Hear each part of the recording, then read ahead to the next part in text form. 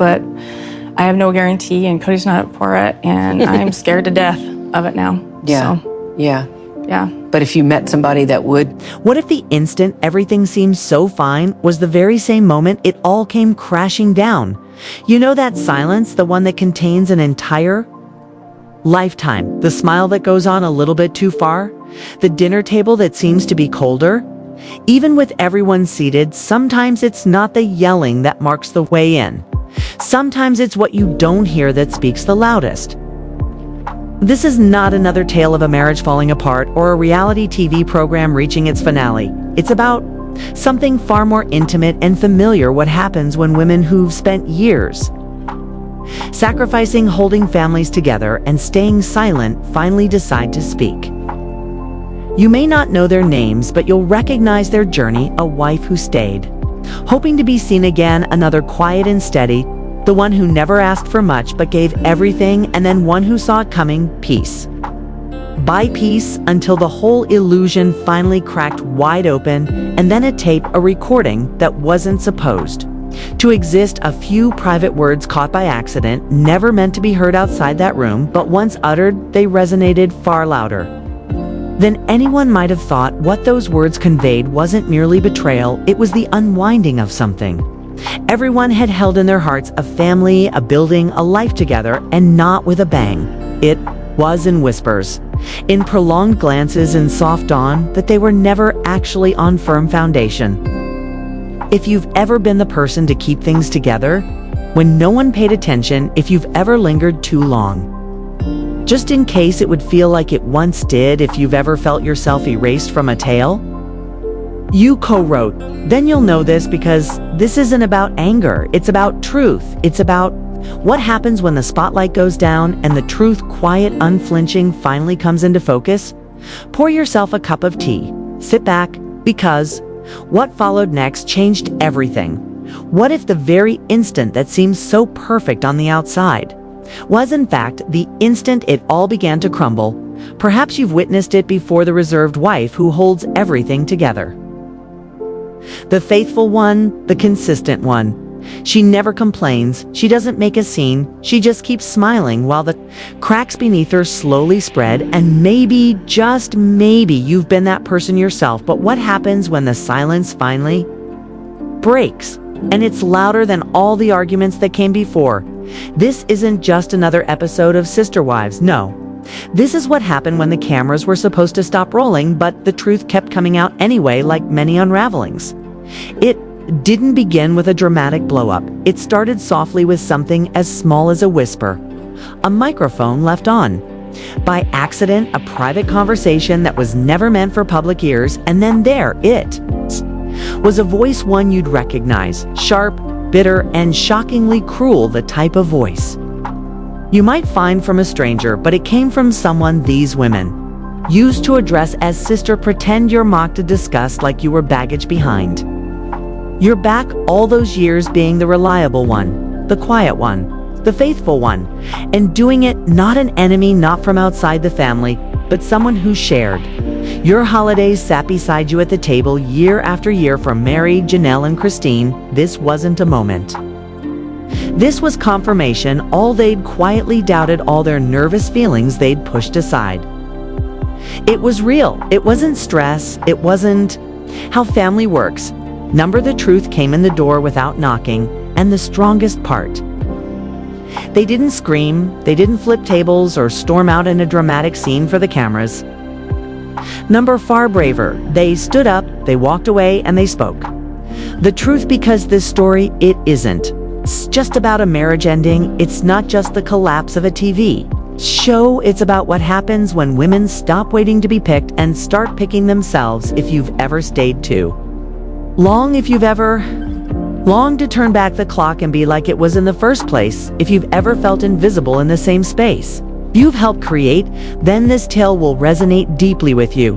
It's about fidelity, identity, and recognizing when it's time to say enough. There's something so familiar in what these women experienced, particularly if you've raised a family, stuffed your feelings away, or been the one who held everything together in secret while quietly unraveling.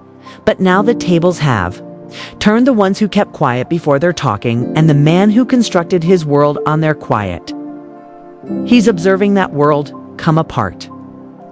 Nevertheless, don't confuse this with a story of revenge or anger. This isn't bitterness, it's clarity. So go ahead, brew a cup of tea, get comfortable, and let's discuss what actually transpired once the lights went out, when the secrets escaped. And the truth wouldn't remain hidden, because once you hear what was recorded in that intimate audio, you'll realize this wasn't merely the demise of a family, it was the legacy of the women who suffered, who remained strong as everything around them crumbled. And that is where our story actually starts off. You see, it appears more and more that Kody and Robyn had something up their sleeves all along, as if they were just working out their own little scenario of how things were going to go. And honestly, I wouldn't be surprised if Janelle was cooking up plans of her own in the background to what you see on television. That may only be half of it, because here's the thing about the truth. It isn't like being buried long behind the facade of what had appeared to be a fairy tale. Family, the ground was already starting to shift. The silent strength these women had maintained for so long began to ring less like resilience and more like resignation. And at the very heart of that gradual unraveling, a moment that nobody saw coming, a secret recording, a shattered illusion, the end of the love. Beginning not only of a marriage, but of a reality show empire that had reigned for over a decade. This is the moment when Sister Wives ceased being merely a television program and became something so much more visceral, so much more real. A full-blown war zone for emotions, and all this while the cameras never stopped rolling. The program had wrapped, production was finished, the boom mics were put away, the lights extinguished, and the production team had already begun retracting from the cul-de-sac. On the outside, everything seemed over, but it wasn't. A tiny detail had been missed: a clip-on microphone. Still in place under Kody Brown's shirt, still active, still recording. What it recorded wasn't for public consumption. It was rough, unedited, and brutally candid. Kody was leaned forward on the couch, resembling the burden of the last 20 years had finally descended upon his shoulders. His shirt hung halfway untucked, and he appeared exhausted, not in body but in spirit.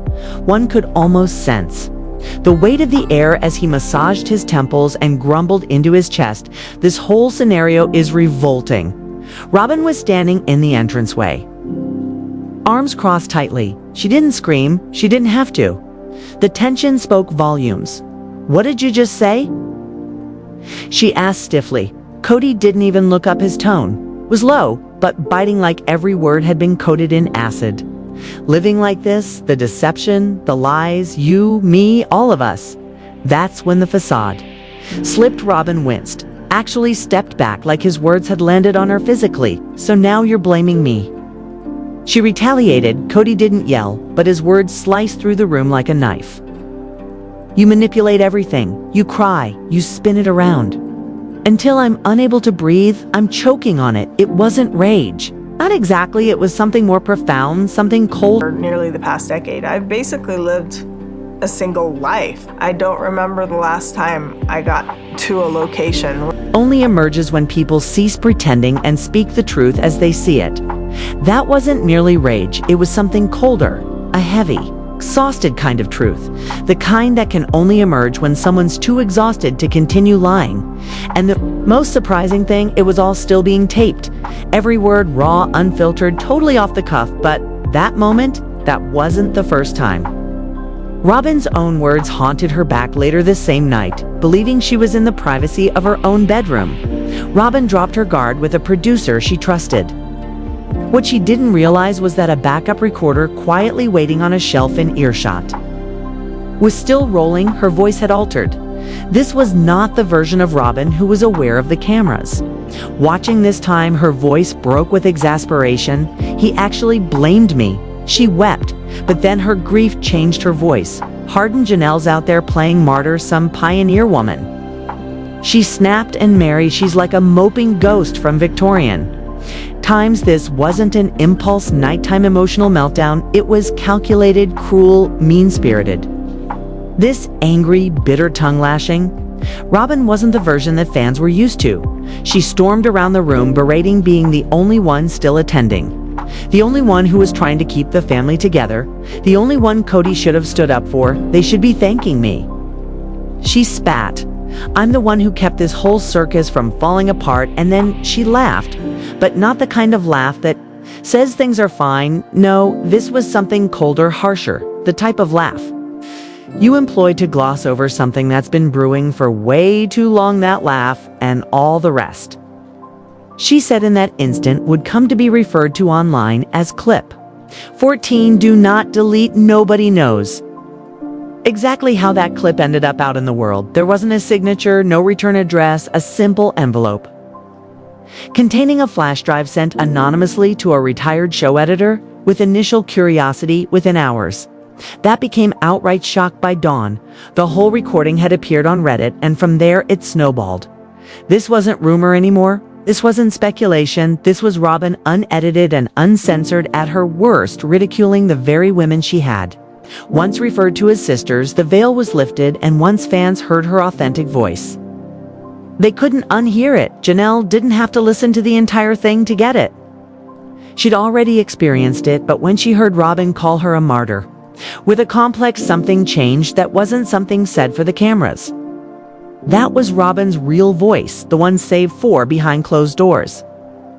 Alone in her own kitchen, hands shaking, Janelle pressed replay, and then she laughed. Not because it was hilarious, but because finally in years she was free. It all fell into place. She'd watched it happen, Kody fading away bit by bit, Robyn inching over to the middle, and the others pushed aside.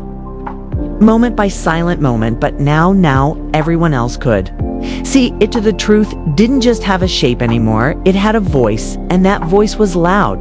The cameras were supposed to turn off, but fate, it seems, had other plans. The lights may have dimmed them, but the truth, it was blazing like never before. This wasn't just another chapter in Sister Wives. This wasn't the breakdown of a family. This was the falling apart of a legacy, and those who had assisted in keeping it. Together, those same people, no capturing everything on camera. Now then, the real question, was this destiny sabotage, or was it merely the truth finally absolutely refusing to remain buried? Let us know what you think in the comments, and if you're as hooked as we are, don't forget to like, subscribe, and ring that bell, because this story, it's far from over. Undefined, the consequences were real. You could sense it in the air. It wasn't all about love lost or broken hearts. This was about control. And what do you do when the masterfully crafted fantasy finally utterly collapses? Even Robyn, Kody's self-proclaimed spiritual wife, couldn't escape his frustration. Now, when Meri called and asked if we were doing anything for our anniversary, she confessed to someone afterwards. I just said, well, I'm babysitting, I needed a minute. Or whatever. The cracks had reached her too. Meanwhile, in another part of the state, a phone rang. No greeting, just a single question. Sharp, emotional. Have you heard it? Janelle didn't require explanation. She already understood. Years of tension, of distance were finally over. She and Christine were standing eye to eye at last. Both had made concessions, Christine more publicly, Janelle more privately. Both had clung to hope for far too many years. They thought that perhaps, maybe the family they had established still counted for something. That their suffering, their waiting, their devotion meant something. That fantasy, it no longer existed. Christine had had enough. No more acting, no more apologies, no more standing back and letting Robyn play the innocent, while secretly manipulating everything from behind the scenes. That polished facade that Robyn had presented for so many years, it had slipped, and what lay beneath it was as clear as crystal. Robyn had never been one of them. She'd just worn the mask long enough to gain influence in Peruvian. Meri had a printed out version of Robyn's words in her lap, but she didn't actually read them. Not quite. She gazed at them the way you would gaze at a headstone. To Meri, those words signified the end of something she'd clung to for years. She had assumed, hoped, that if she only remained loyal, if she waited long enough, Kody would return to her. But hearing herself described as a tragic Victorian ghost that wasn't merely cruel, hurtful, it was done. The curtain fell. Meri didn't have a sensational breakdown. She didn't shriek or launch things. Her collapse was quieter, But clearer, something within her broke, not from anger, but from determination. She finally saw it as it truly was. She didn't need to continue clinging to a family that had in reality released her a long time before. What she did need to do was go through that door and close it behind her. Nobody predicted that the fallout would get the front page, but it did, and when it struck, it came like a thunderclap over the web that leaked tape. It was posted anonymously, but it spread quicker and wider than any TLC promotional material could. Reddit posts went wild. Instagram reels repeated the clip of Kody uttering those incriminating words about Robyn, said over shots of her drying tears on TV.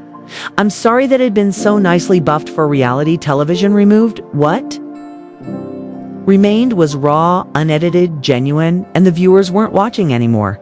They were engaged, connecting dots, uncovering receipts, time-stomping episodes, overwhelming comments sections with anger that felt very personal. The glossy, polished illusion had cracked, and a lot of PR spin couldn't hold it together behind the offices of TLC. There was panic. Executives convened. In hushed corners, lawyers argued NDAs and exposure to the law. But the producers of the show, they saw something completely different. "This is the story," one executive grumbled. "We don't even need a script anymore." And then from the fringes came an old editor, stepped forward, quiet, serene, and truthful. He owned up to leaking the tape, not out of revenge, but out of fatigue. He had worn it around for far too long, all the tension. The moral tangles, the burden of what he'd witnessed behind the scenes. To let loose that clip wasn't about dropping a bomb. It was in his book, an act of justice, a reckoning. As they returned to Flagstaff, Janelle's phone was blinding like a Christmas tree. Her family group chat, typically filled with updates and friendly teasing, was now humming with links, screenshots, and shocked responses. Even the younger children, normally spared the worst of the family drama, were witnessing the reality unravel. And then came a text from Gabe, one of the least vocal of the group. Just 5 words. He really said it. It wasn't that Gabe did not believe the words, it's that he did, and all these years he'd carried them in tow like a shadow told to shut up, ignored, keep the peace. Now he had evidence. Janelle curled up on her couch, replaying the clip again on her phone, and there were no tears, no anger, just a sort of profound, settled peace. Like the storm had finally passed through and shown her what had always been there. The truth wasn't hiding any longer. It had come to rest precisely where it needed to be, out in the open. Meri, on the other hand, had the transcript in front of her. She read it once again and again. Each sentence weighed on her like a stone on her chest. She'd put up with Kody's coldness for years. His absence, his emotional distance, that pain was familiar. She'd come to terms with that years ago. But hearing Robyn, the woman she once so warmly accepted, describe her as a tragic Victorian ghost that stung, that wasn't careless, that was personal. It was betrayal, raw and rawing, and the worst hurt. It wasn't Kody's words that crushed her. It was Robyn's tone, cut, condescending, and tinged with a sort of self-righteousness. That made the words cut all the deeper. With Kody, Meri had prepared herself. She had expected to be abandoned, but with Robyn, she had dared to hope. Hope for sisterhood, hope for some warmth, a common bond. Even a gentle word every so often, something other than the truth. Robyn hadn't just endured the other wife's silence. She had constructed her power based on it, flourished because of it.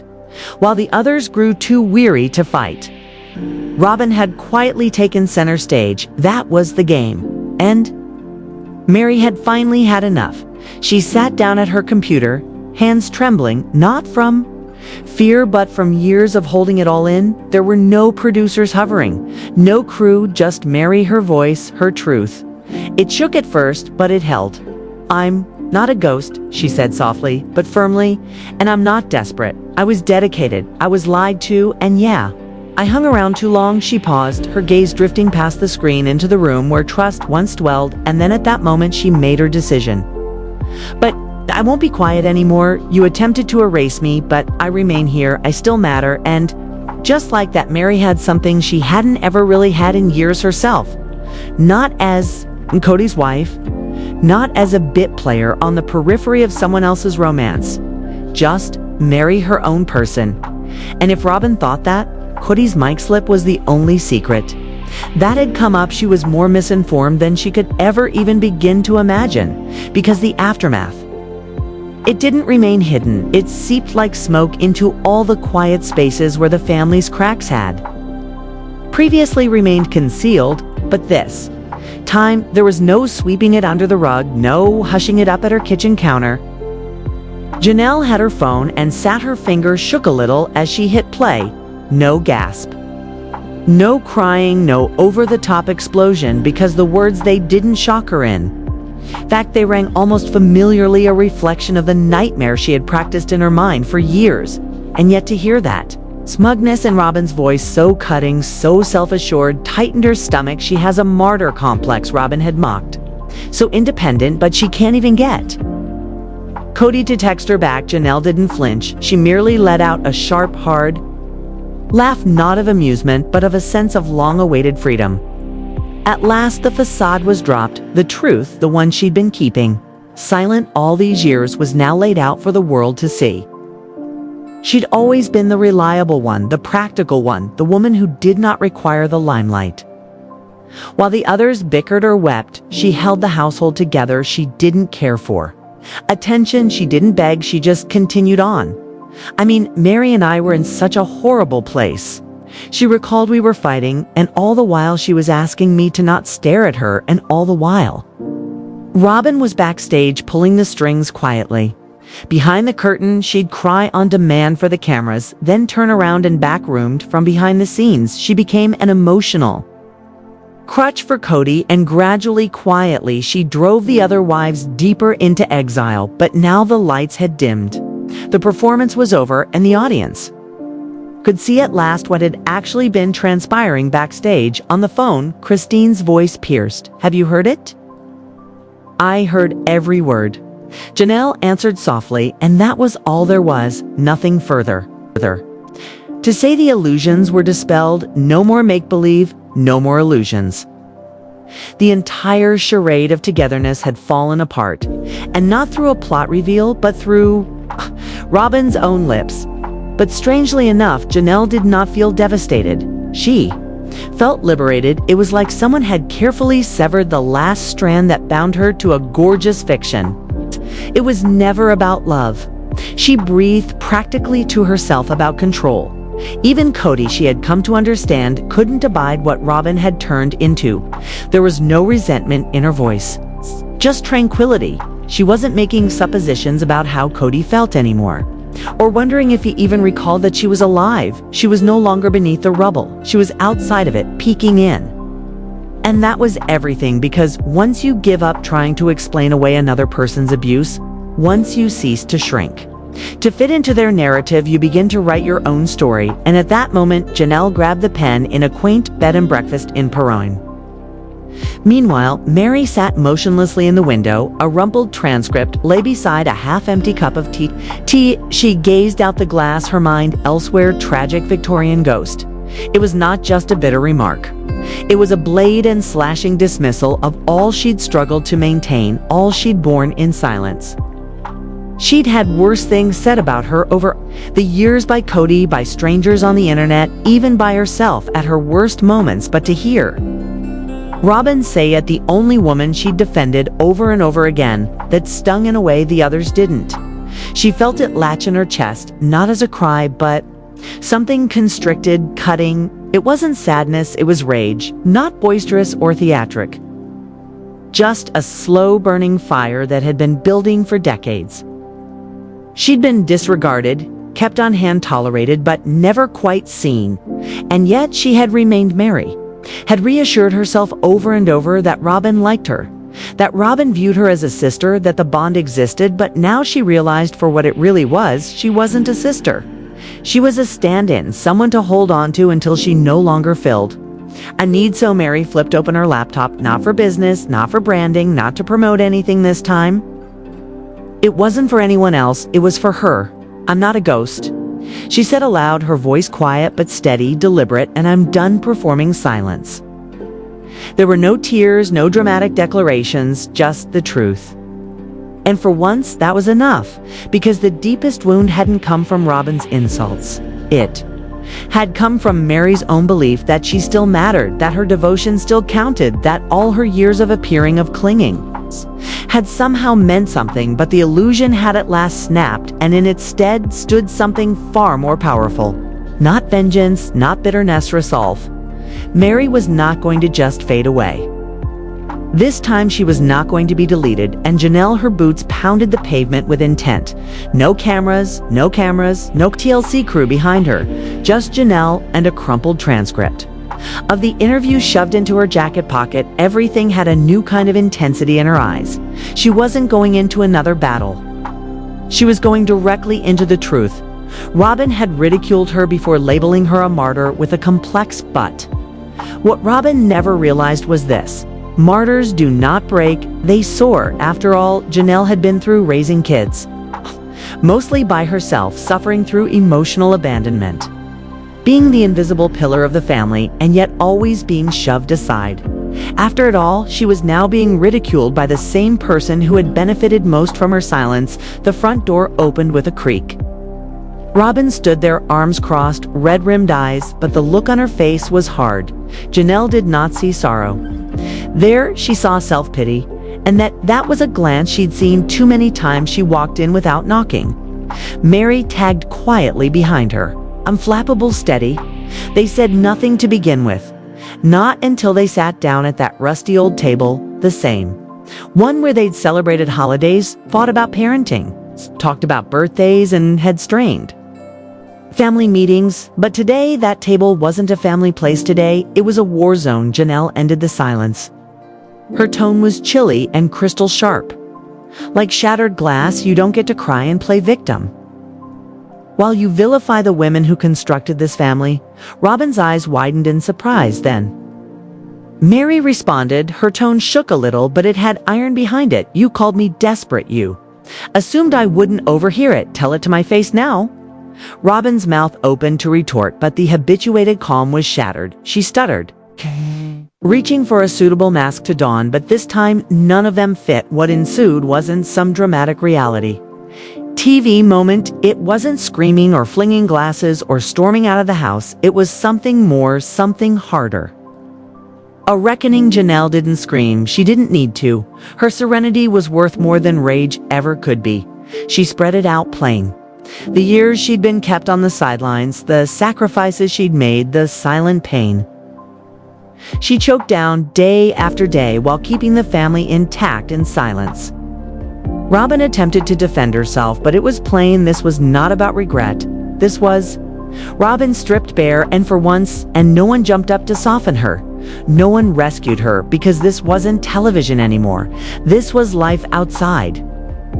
The air was cold and biting. Meri wrapped her shawl more tightly around her shoulders. Janelle let out a breath, long and deep, exhaling, one she hadn't even known she'd been holding. No one said sorry. No one hugged. No empty words to repair what had been broken so long. Against that, nothing had changed. Maybe everything, rather, for the first time in a long time. They weren't seeking Kody's permission. They weren't bending to fit into someone else's vision. A family, that family once bound together by implicit rules and strangled performances, had never really made room for them for far too long. They performed in a play that had lost all significance long, long ago, but no longer. They'd talk now. Not only to Robyn, but to themselves. And in that home changed. Robyn leaned across the table, sobbing, not pity, tears not for drama. These were the tears of a woman who had recently recognized the power that once lay in her hands had slipped. Silently between her fingers, unobtrusively, she sat with her own words.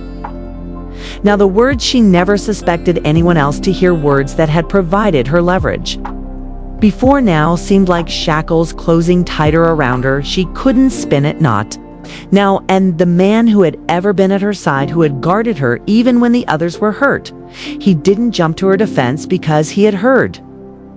It too, he had overheard Robyn disparage the women he had long promised were his spiritual equals. And he hadn't said a word, not in outrage, not in regret, not with something, anything. It's quiet, slow, bitter quiet, the kind that comes when a man finally understands the kingdom.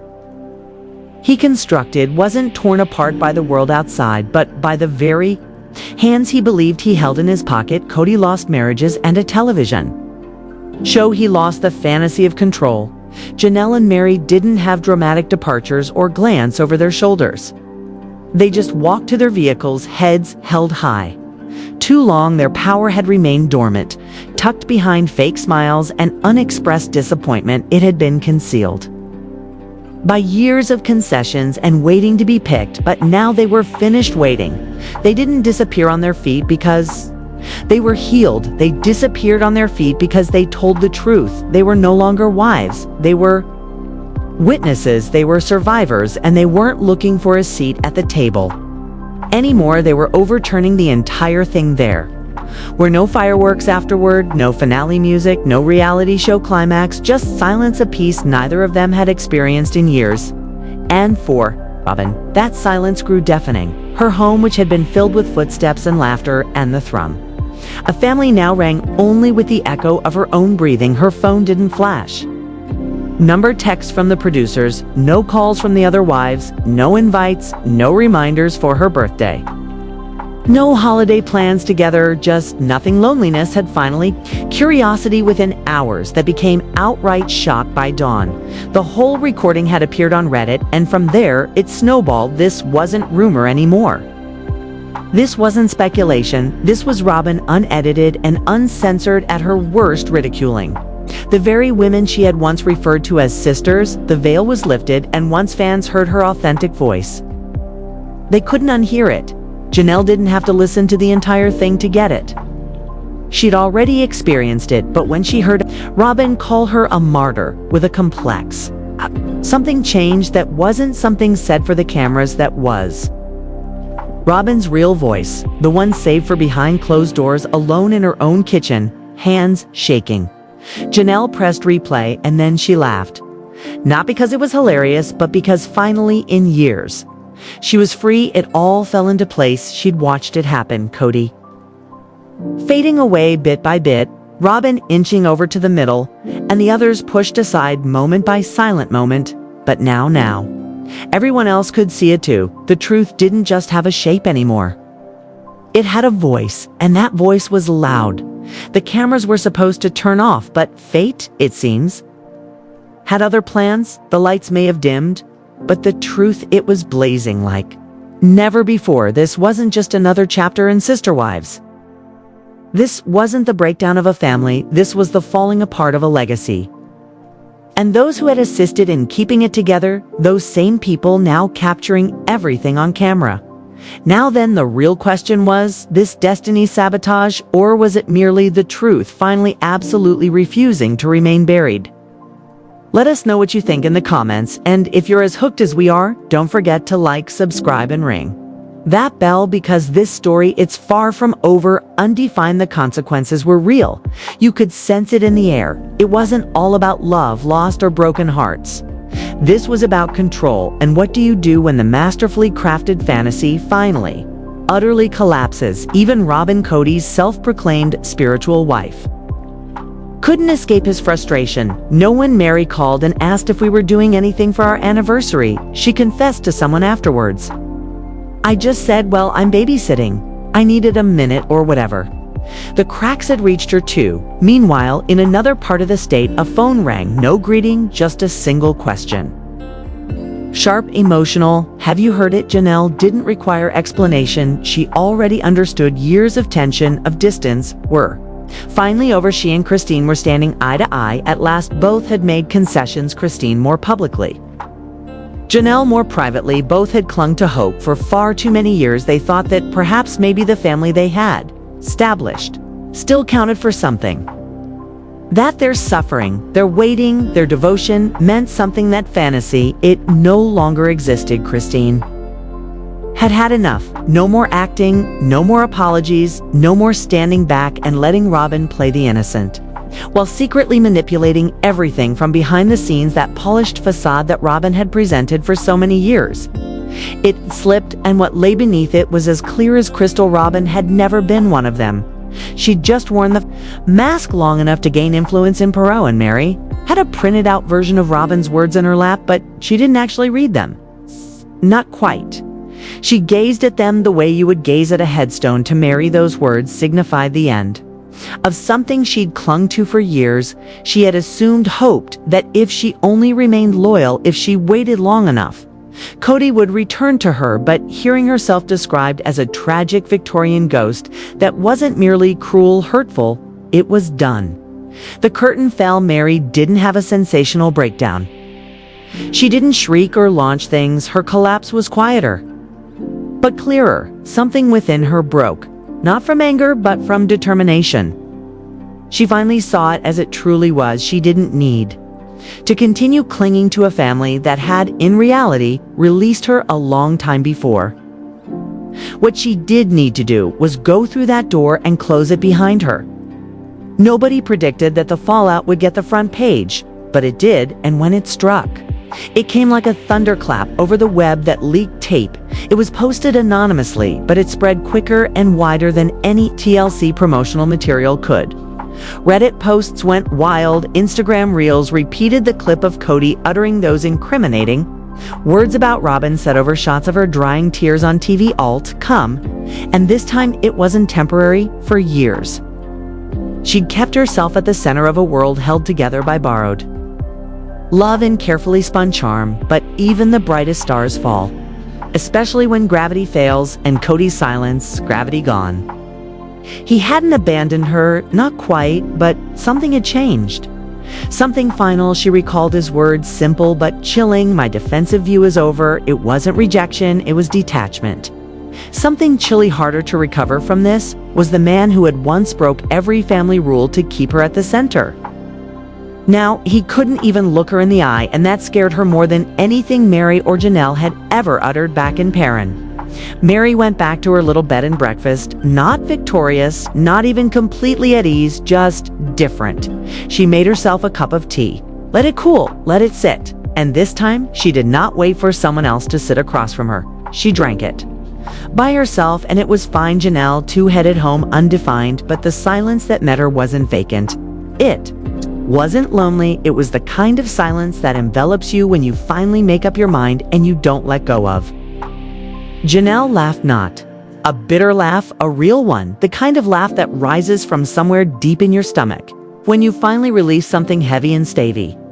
And for the first time in what felt like forever, that simple pleasure was sufficient. Online, the clip continued to spread. Reddit threads, hummed Instagram reels, replayed over and over YouTube videos, analyzed every last second of audio. But to the women who lived it, going viral wasn't the point. This wasn't about scandal or fame. The real power wasn't in the leak, it was in what followed, because what they'd done, it wasn't about blowing the whistle on Robyn. It was about taking something that had been taken from them bit by bit over the years, back their voices, their truth, their dignity. And Kody, he didn't just lose control. He finally realized what that control had cost everyone else around him. The cost of silence and the burden of expectation. The price of being the center with others quietly shoved to the periphery. And perhaps, just perhaps, somewhere in that anguished, painstaking accounting, there was space for something else. Something quieter than drama. Something truer than control. Healing.